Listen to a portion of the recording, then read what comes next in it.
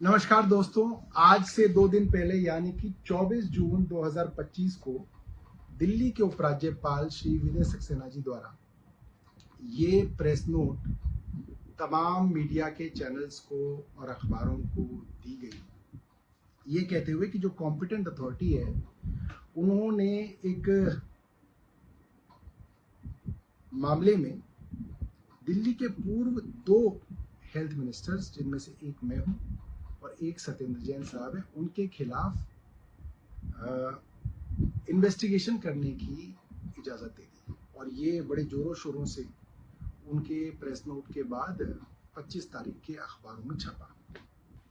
आज 26 तारीख को एक और प्रेस नोट दिल्ली के एसीबी के हेड श्री मधुर वर्मा जी द्वारा जो है अलग अलग अखबारों और मीडिया हाउसेस को दी गई है, जिसमें उन्होंने कहा है कि भाई उन्होंने दिल्ली के 2 पूर्व स्वास्थ्य मंत्रियों के खिलाफ जो है एसीबी ने मुकदमा दर्ज कर लिया है और उन्होंने जांच शुरू कर दी है।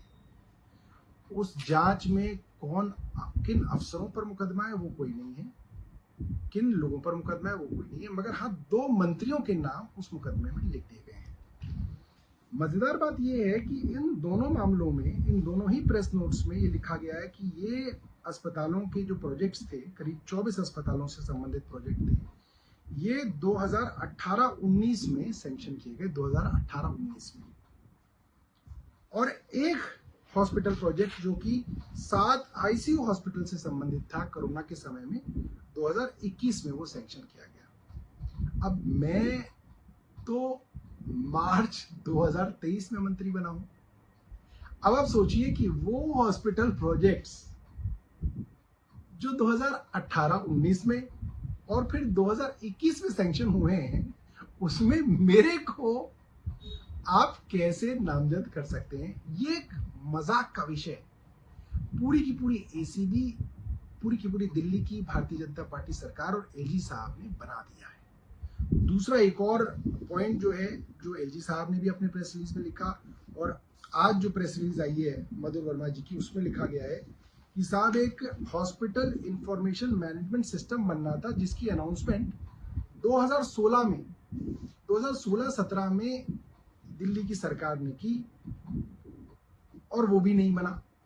अब आप वो अनाउंसमेंट जो 2016-17 में हुई और वो नहीं बनी, तो उसके लिए जो मंत्री 2023 मार्च में बना, उसके ऊपर आप कैसे जो है एंटी करप्शन ब्रांच के अंदर मुकदमा दर्ज कर सकते हैं? ये मेरी ये बात समझ से बाहर है। पहली बात तो उस वक्त जो सैंक्शनिंग हुई उसमें क्या भ्रष्टाचार हुआ या नहीं हुआ, इसके बारे में भी आपने कुछ नहीं बताया। आप एफआईआर की कॉपी छपा रहे हैं क्योंकि आपको लगता है कि अगर आप एफआईआर बता देंगे तो आपका ये जो पूरा का पूरा खेल है खुल जाएगा। इसलिए कभी एलजी साहब प्रेस नोट दे रहे हैं, कभी एसीबी के चीफ जो है वो प्रेस नोट दे रहे हैं, मगर एफआईआर नहीं दी जा रही। और इस तरीके की मनगढ़ंत चीजें बताई जा रही हैं, बनाई जा रही हैं, जिससे मुझे लगता है कि इन्होंने पूरे के पूरे इन एजेंसीज को एक मजाक का पात्र बना दिया। अगर प्रोजेक्ट की डिले के लिए भी जिम्मेदारी तय होनी चाहिए तो बहुत अच्छी बात है, होनी चाहिए, मगर प्रोजेक्ट डिलेज तो सरकार के अंदर पता नहीं कितने सारे होते हैं। केंद्र सरकार की अपनी रिपोर्ट है 2023 की कि उनके 53% प्रोजेक्ट, जिसमें करीब 800-850 प्रोजेक्ट हैं, वो डिले हुए। उसमें करीब 4.5 लाख करोड़ रुपए का कॉस्ट ओवररन हुआ। बुलेट ट्रेन जो प्रधानमंत्री जी का पेट प्रोजेक्ट है, वो 2015 में शुरू हुआ और 2023 में वो पूरा होना था। अहमदाबाद से बॉम्बे की बुलेट ट्रेन, वो पता ही नहीं है किसी को कहां है और बताया जा रहा है 2033 में शायद वो शुरू हो पाएगा।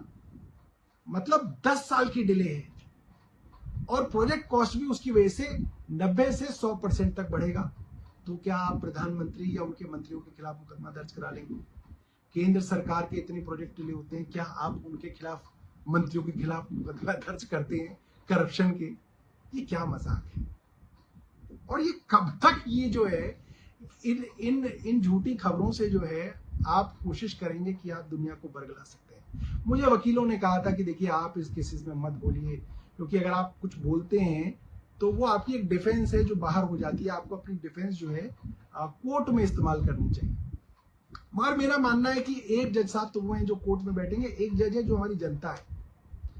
तो बहुत जरूरी है कि इन लोगों के झूठे खेल को रोज हम लोग आपके सामने एक्सपोज करें, और हर स्टेज पे जो ये लोग करेंगे, मेरी कोशिश रहेगी कि इन लोगों को एक्सपोज किया जाए, और इस तरीके से आगे जो ये मुकदमे करेंगे उसके लिए पब्लिक के मन में तैयारी हो, पब्लिक को पता हो कि किस स्तर तक ये लोग गिर सकते हैं।